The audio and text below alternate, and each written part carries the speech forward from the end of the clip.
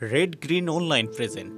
যে আমরা শেখ হাসিনা নিয়ে বা অনেককে নিয়ে যে এই যে মিমিক বা কার্টুন করছি, যে ব্যঙ্গ কার্টুন গুলো করছি, এগুলোর আঙ্গিকে কি শেখ হাসিনা আমাদের নামে এখন হ্যারাসমেন্ট এই আপনার এই আইনের ধারায় আমাদের এখানে মামলা ঢুকে দিতে পারবেন? কারণ আমরা তো তার মানে আপনি যদি বলেন মানহানি করা হচ্ছে, মানহানি তো করা হচ্ছে ভাই। তাহলে আমরা প্রেসের স্বাধীনতা কি রাখতে পারছি? বা আগামীকাল আমাকে কেউ যদি এরকম, এখানে আমি রাজনীতি করি, অনেকে আমাকে পছন্দ করবে, অনেকে অপছন্দ করবে। যারা অপছন্দ করবে তাদের পুরো অধিকার আছে ভাই আমাকে ব্যঙ্গ করে কার্টুন বানানো। তো তাকে ব্যঙ্গ করে আমাকে ব্যঙ্গ করে যদি কার্টুন বানায়, তাহলে আমি তার নামে এই ব্যঙ্গ করে কার্টুন করার জন্য মামলা করতে পারবো কিনা? এটা কিছু তো পরিষ্কার আপনার অ্যাভিনিউজ থাকতে হবে। যখন ভয়েস ফর রিফর্ম থেকে আমাকে জানানো হলো এটা, তখন আমি যখন ইন্টারনেটে সার্চ করা শুরু করলাম, এই সাইবার সুরক্ষা অধ্যাদেশ নিয়ে খুব বেশি ইনফরমেশন আমি খুঁজে পাইনি।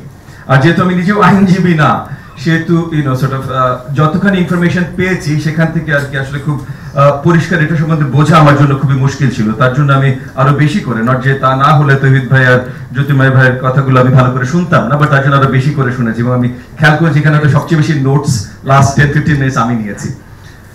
তো অত্যন্ত দুঃখজনক একটা কথা বলে শুরু করি যে এর আগে আইসিটি বা ডিএসএ এইসব আইনগুলো যখন তৈরি হয় বা যখন তারা এগুলো অ্যাপ্লিকেশন শুরু করে, তখন এরকম আমরা গোল টেবিলে বসেছি এবং তখন যত ধরনের কমপ্লেইন্স আমাদের এসেছে, জুলাই আগস্টের 5 মাস পরে আবার এই ধরনের একটা এই একই আইনের উপর একটা অধ্যাদেশ হবার পর একই ধরনের একটা ডিসকাশন বসছে। এবং সেখানে যারা এটা নিয়ে বিশ্লেষণ করেছেন, আইনজীবী বা ইনস্টিটিউশনস থেকে যারা বিশ্লেষণ করেছেন, তারা একই ধরনের ভুল ত্রুটিগুলো খুঁজে পাচ্ছেন।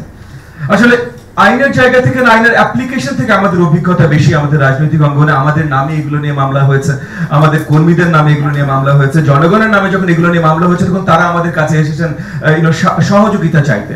আইনের বাইরে আমাদের দেশে যেটা হয় যে অনেক কাজ তো আইনের বাইরে হয়। যেমন আওয়ামী লীগ যখন প্রথমে এই আইনগুলো করেছিল, বা আইসিটি বা ডিএসএ এই আইনগুলো যখন হয়েছে, তখন তারা এমন আঙ্গিকে করেছে যে তারা তাদের কথা মতো আইনগুলো পরিচালনা করতে পারবেন। আইনে কতখানি ফাঁকফোকর আছে এটা নিয়ে যদি তাদের সাথে কথাও বলতে বসতাম, তখন আসলে বড় আলোচনা হতো যে না, যাদের ধরা তাদেরকেই ধরা হবে। এটা নিশ্চয়তা কিভাবে দেবেন? ওনারা এক্সট্রা কনস্টিটিউশনাল মিনসে বা এক্সট্রা লিগ্যাল মিনসে নিশ্চয়তা দেবেন যে ওনারা যেটাকে সঠিক মনে করেন সেটাকে এই আইনের আওতায় নিয়ে আসবেন। মানে যেটাকে তারা বেঠিক মনে করেন এই আইনের আওতায় নিয়ে আসবেন, আর যেটাকে ওনারা সঠিক মনে করেন ওনারা ওনাদের ডিসক্রিশনে এই আইনের বাইরে রাখবেন। আজকে আমরা এমন একটা জায়গায় এসেছি যে ইনস্টিটিউশন গুলোকে আমরা আবার ইন্ডিপেন্ডেন্ট ক্ষমতায়ন করতে চেষ্টা করছি, যেন আইনের প্রয়োগ, আইনের ব্যবহার আইনের জায়গা থেকে হয়। কোন কোর্টের উপরে কোনো চাপ সৃষ্টি করা না যায়, কোন ইনস্টিটিউশনের উপরে কোনো চাপ সৃষ্টি করা না যায়। তো সেই জায়গা থেকে যদি আমাদের তৈরি করতে হয়, তখন জ্যোতির্ময় ভাই যেটা খুব পরিষ্কার করেই বললেন যে আইনের ধারাগুলো খুব পরিষ্কার হতে হবে। একটা আইন আরেকটা আইনের সাথে কন্ট্রাডিক্টরি হতে পারবে না। জনগণকে কিভাবে তাদের প্রোটেকশন গুলো দেয়া হচ্ছে, এই যে বুলিং মানে কি, বুলিংটা সাইবার ওয়ার্ল্ডে তারা কিভাবে দেখছেন, এই আঙ্গিকগুলো তো পরিষ্কার করাটা প্রয়োজন। বুলিং এর ভেতরে যেমন মনে করেন এই যে কয়েকটা ধারা নিয়ে আলোচনা হলো, যেখানে ওই যে কি বলে মানহানি চলে আসতে পারে। তো আজকে এই যে আমরা শেখ হাসিনা নিয়ে বা অনেককে নিয়ে যে এই যে মিমিক বা কার্টুন করছি, যে ব্যঙ্গ কার্টুন গুলো করছি, এগুলোর আঙ্গিকে কি শেখ হাসিনা আমাদের নামে এখন হ্যারাসমেন্ট এই আপনার এই আইনের ধারায় আমাদের এখানে মামলা ঢুকে দিতে পারবেন? কারণ আমরা তো তার মানে আপনি যদি বলেন মানহানি করা হচ্ছে, মানহানি তো করা হচ্ছে ভাই। তাহলে আমরা প্রেসের স্বাধীনতা কি রাখতে পারছি? বা আগামীকাল আমাকে কেউ যদি এরকম, এখানে আমি রাজনীতি করি, অনেকে আমাকে পছন্দ করবে, অনেকে অপছন্দ করবে। যারা অপছন্দ করবে তাদের পুরো অধিকার আছে ভাই আমাকে ব্যঙ্গ করে কার্টুন বানানো। তো তাকে ব্যঙ্গ করে আমাকে ব্যঙ্গ করে যদি কার্টুন বানায়, তাহলে আমি তার নামে ব্যঙ্গ করে কার্টুন করার জন্য মামলা করতে পারবো কিনা? এটা কিছু তো পরিষ্কার আপনার অ্যাভিনিউজ থাকতে হবে। some of it has to be, মানে আইন যে কোনো সময় some of it has to be on the discretion। কিন্তু তাহলে ডিসক্রিপশনটা কার? মহাপরিচালকের ডিসক্রিপশন নাকি কোর্টের ডিসক্রিপশন? তাহলে কোর্টে কোন জায়গায় যাবে? এই জিনিসগুলো যতক্ষণ পর্যন্ত পরিষ্কার না হবে, প্লাস এই যে পানিশমেন্ট গুলো, মানে আপনি এইটার পানিশমেন্ট, আমি জানি জ্যোতির্ময় ভাই ওনারা আইনজীবী হিসেবে আইনের জায়গা থেকে বললেন যে 2 বছর কারাদণ্ড ভার্সেস 10 লক্ষ টাকা জরিমানা। কিন্তু একজন জেনারেল নাগরিকের দিকে যদি তাকান, মানে যে ঝামেলাগুলো আমরা আসলে রাজপথে ফেস করি, 2 বছরের কারাদণ্ড একটা বিশাল ব্যাপার ভাই। এটা ছোট কোনো মানে পানিশমেন্ট না, ঠিক আছে? আইনের চোখে এটা ভিন্ন, বাট আমি বলছি ইন রিয়েল লাইফ প্র্যাগম্যাটিক 2 মাসের কারাদণ্ড ভাই বিশাল ব্যাপার। আপনি একটা কার্টুন করেছেন তার জন্য আপনার 2 মাসের কারাদণ্ড। আপনি একটা কার্টুন করেছেন বলে আপনার 1 লাখ টাকা জরিমানা।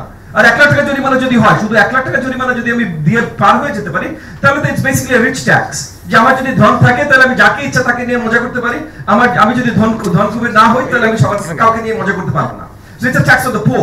আপনি যদি এইভাবে জিনিসটা তৈরি করতে চেষ্টা করেন, সো মানে এগেন আমার আলোচনা খুব বেশি লম্বা করার দরকার নেই, অনেক বিজ্ঞ আইনজীবীরা আছেন, আমি আরো ওনাদের কাছ থেকে জানবো, ওনাদের কাছ থেকে শিখবো, যেন এটা নিয়ে আমরা রাজপথে কথা বলতে পারি, আমরা প্রত্যেকটা পলিটিক্যাল সার্কেল এটা নিয়ে আওয়াজ তুলতে পারি। কারণ এই ধরনের আইন নতুন বাংলাদেশ যেটা আমরা ক্লেম করছি জুলাই আগস্টের এত ত্যাগ শিকারের পর আমরা পেয়েছি, এই নতুন বাংলাদেশে এই ধরনের আইন চলবে, বাস্তবায়ন হবে, এইটা আমরা কোনো মতেই চাইনি, কোনো মতেই চাই না, সামনেও চাইবো না। এবং এটা রিলেটেড আমাদের অনেক দায়িত্ব কর্তব্য আছে, ইনশাআল্লাহ আমরা সবাই আমাদের জায়গা থেকে চেষ্টা করবো সেই দায়িত্ব কর্তব্যগুলো। এই বিশেষ প্রতিবেদনটি যদি আপনাদের ভালো লেগে থাকে অথবা উপকৃত হন, তাহলে অবশ্যই এই চ্যানেলটি সাবস্ক্রাইব করুন এবং লাইক, কমেন্ট ও শেয়ার করে রেড গ্রিন অনলাইনের সাথেই থাকুন। Thanks to everyone. Red green online.